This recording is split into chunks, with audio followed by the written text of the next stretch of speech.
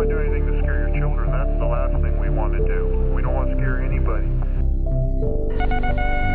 Headline edition, July 8, 1947. The Army Air Forces has announced that a flying disc has been found and is now in the possession of the Army. Army officers say the missile, found sometime last week, has been inspected at Roswell, New Mexico, and sent to Wright Field, Ohio, for further inspection.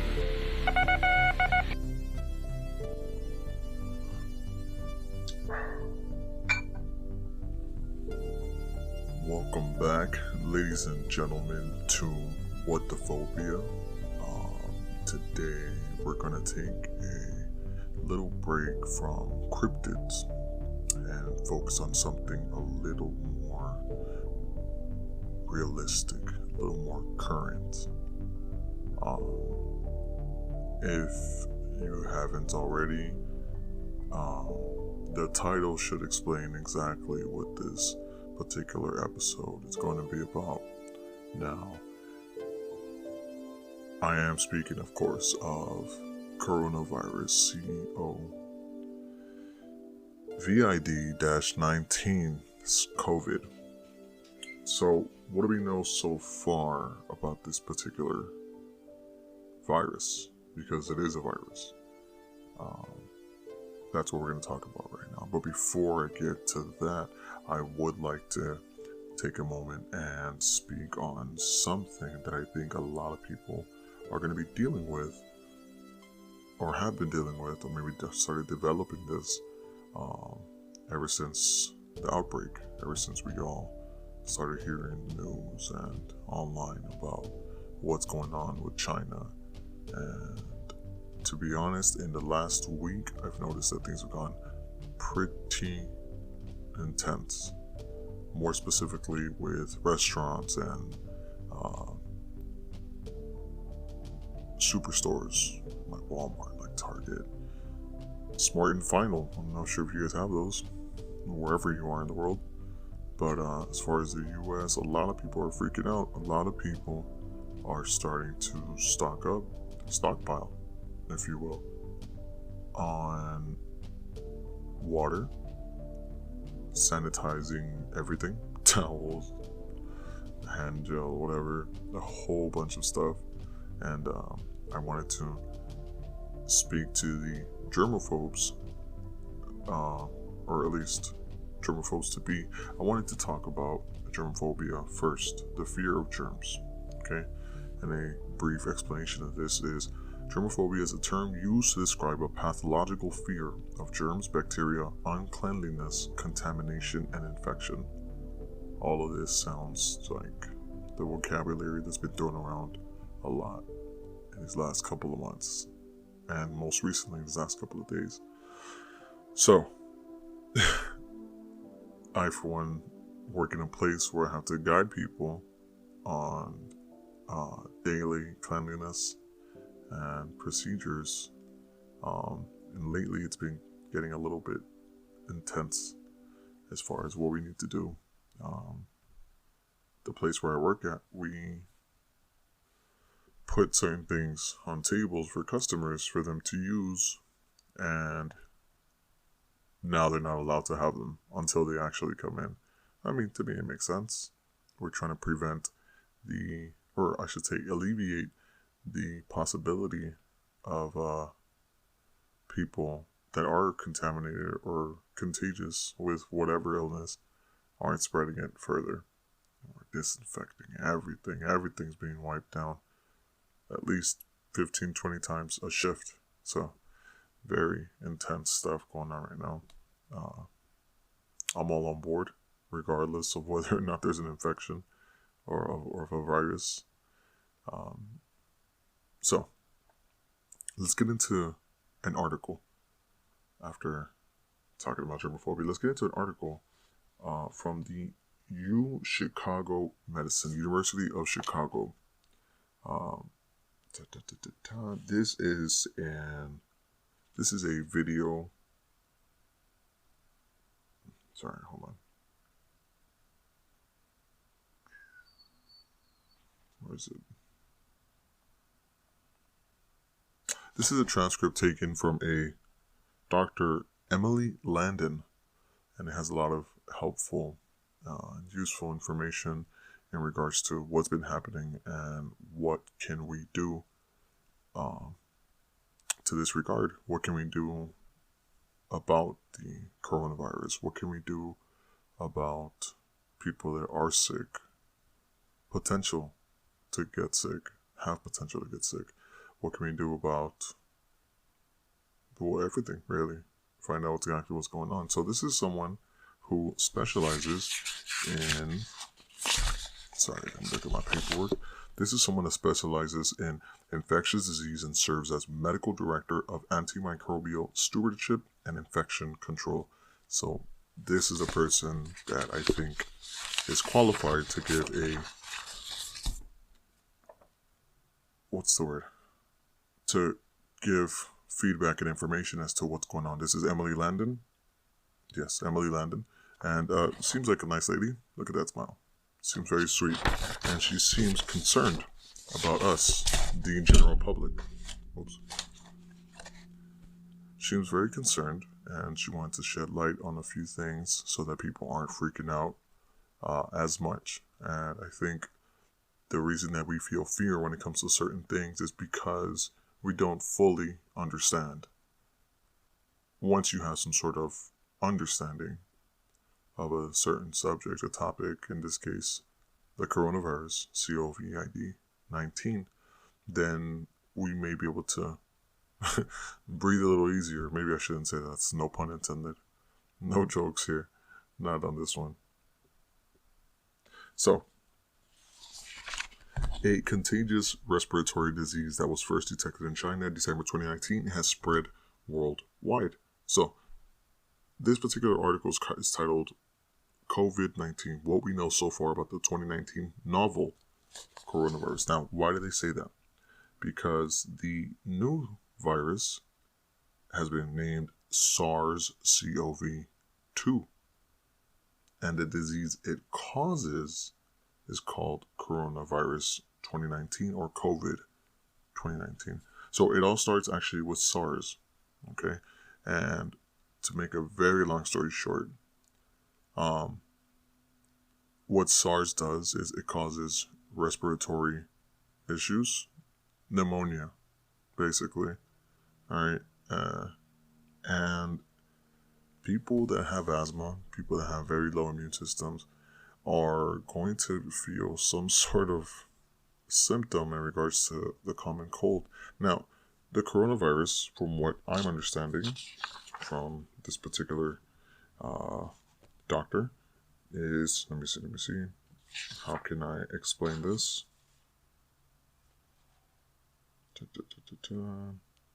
Okay, so basically the coronavirus is actually a bunch of little infections bunched up, right, and having spikes through it. That's basically what it looks like. Hence the word corona, which is Latin. I mean, whatever. I'm not going to get into the pronunciation, but whatever. The point is, coronavirus is a bunch of viruses and infections that can cause several symptoms towards the host. The main one being, the most fatal one being the respiratory issues, making it very hard and difficult for people to breathe. People that already have respiratory issues, such as asthmatics, are very high risk, regardless of their age. She shed some light on this particular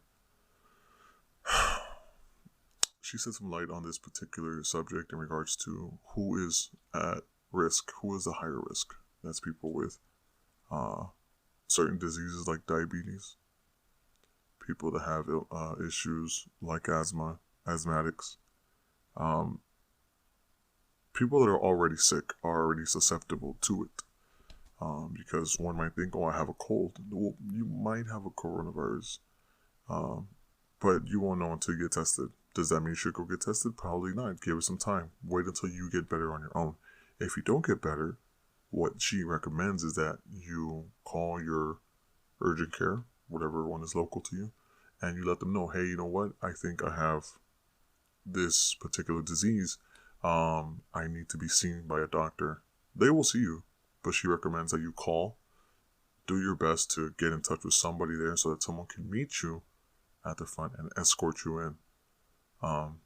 You're not going to kill anyone necessarily, but they just are trying their best to, I wouldn't say quarantine, they're trying their best to isolate patients and try to keep things as much in control as we possibly can. The disease itself is not airborne. It can be in the sense that if somebody just sneezed in an area that you're about to walk through, sure, in that moment it will be airborne, but it really won't be contagious until you come in contact with their fluids, with their droplets, more than anything else. That could be saliva, mucus, sputum? Is that what they call it? You have to be basically intentionally trying to get on something, trying to touch something that someone else just touched. Maybe their fork, maybe sharing drinks. Maybe you just push the door handle to leave the restroom and then you go ahead and you scratch your face like an idiot. Don't do that. Keep your hands away from your face because our hands are touching everything. Everything. Now, this is something that I tell the people that I work with, and I have to make sure that I'm supervising them. And I tell them, hey, don't scratch your head. Hey, you did this. You scratch your nose. Hey, you touched your face. Go wash your hands, please. Oh, but go wash your hands. Okay, because I just saw you. No, I didn't. Okay, see, this is the thing. When it comes to people, it's not about playing the blame game. It's about not realizing that you're doing a certain thing that's going to cause you to be more susceptible to becoming sick. Now, we have been given instructions by our higher ups that anybody that does call in sick should take a little while off. And if they say, hey, I have a fever, okay, maybe don't come in until your fever goes away. Don't come in until you stop showing these symptoms. Now, this could be a hardship on the people that you work with, but I am down. I would rather work harder. If I don't have anybody, I'd rather work harder than have this person come to work and spread the infection. Now, is anybody at our location sick? Probably not, but I'm not a doctor. I'm not a doctor, and I have no way of proving whether or not they have this virus. At the end of the day, this is something I was realizing today, and this is going to be why I titled this video what I did. There was a customer that walked in today, and lo and behold, tells one of the people that I work with, one of my coworkers, says to her, yeah, have you heard everything that's going on over in China? I just came from there. I just came from Wuhan. Oh man, it's so great. Okay. If you want to become public enemy number 1, tell everyone exactly where you were. Do yourself and everyone else a favor. Stay home, please. Because even though you might not be showing symptoms, this is something that Dr. Landon also recommends. You will not show symptoms till about 14 days after you come in contact with someone or something that has this particular virus. So, and it's possible you might not even get sick. Doctors are having a real hard time figuring out who's susceptible and who's not. They only can come to the same conclusion, that everyone else can when it comes to the common cold. Who are the most susceptible?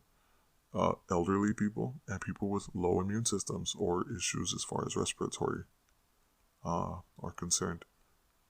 Now, I think that's a very general but universal statement when it comes to any illness. You know what I mean?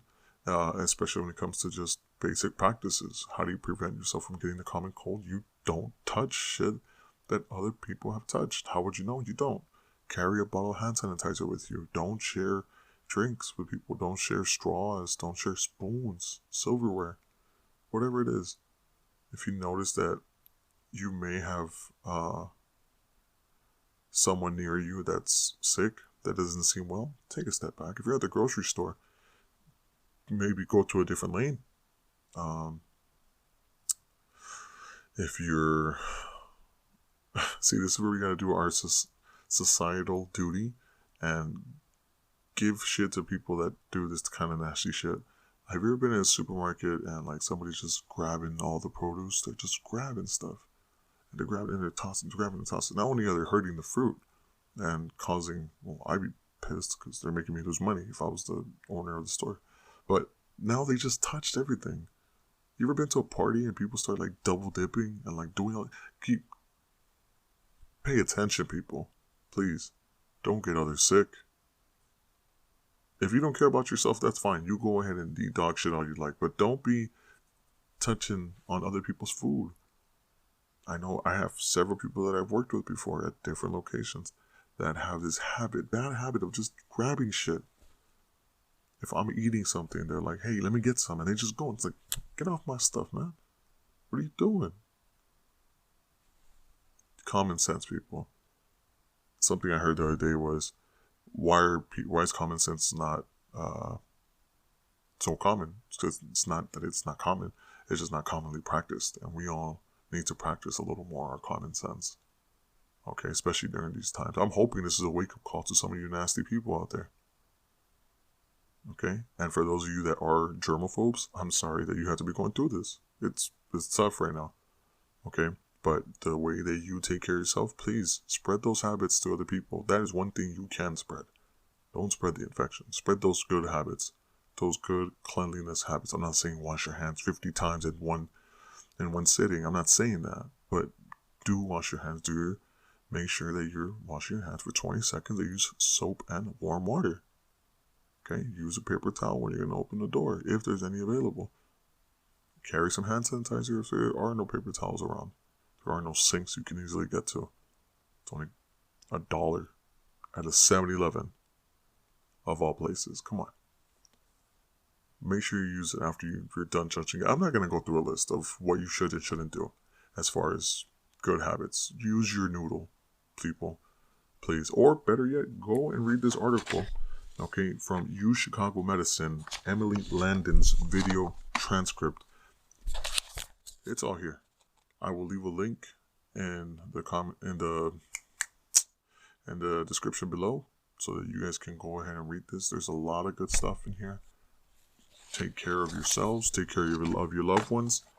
And drink some tea, man. If you're sick, even if you don't have any form of coronavirus, go drink some tea. It's good for you. Go drink some water. Okay? And for those of you that are stockpiling water, how long do you think this is going to last? Because right now you just bought enough for a couple of weeks. Then what? You're just going to have to go and buy some more again. I personally don't think it's going to happen to get that bad. But at this point in time, you cannot stop the infection from spreading. It's not up to you. You can prevent, sure, but this cannot be stopped. We are going to have to ride it out. Just like we did Ebola, the swine flu, and avian flu, the Black Plague. People had to have good practices when it came down to being hygienic. It's very simple. I think the hardest part for people now is going to be if they are sick, staying home, because we all got to make that money. We got to make that money. We got bills to pay.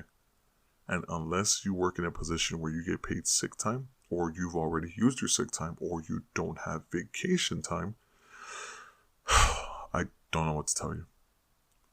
Talk to your employer and see what you guys can do, because this is going to be tough for people that are relying on those checks. And this is something that I think everybody should take into deep consideration, especially if you work with food. Employers, managers, do your best. Work with your people. Follow proper sanitation and disinfecting procedures. Take care of yourselves. Take care of your people. You want a business when you get back from your illness, from your vacation. You want to make sure that next year we're not dealing with this shit again. Take care of yourselves now. People are getting sick from the flu anyways. Right now, it's only March 10th. March 10th. We have a few more months to go before we get to summer. I think then and only then we'll be able to get a better grasp on this particular virus and see what we are going to do about it. I just don't know if waiting for the summer is going to be the best thing either. People sweat a lot, and damn it, people like to go out. No one likes to stay home. So I don't know what this means for the summertime, but what I do know is that whoever is working on a vaccine for this, thank you. We appreciate you, and hopefully you can get your hard work to pay off in time so that the rest of us can go on living our lives and do podcasts without having to cough or sneeze or have troubles breathing. To those of you that are working like that, thank you. I appreciate it. For you germaphobes, hang in there.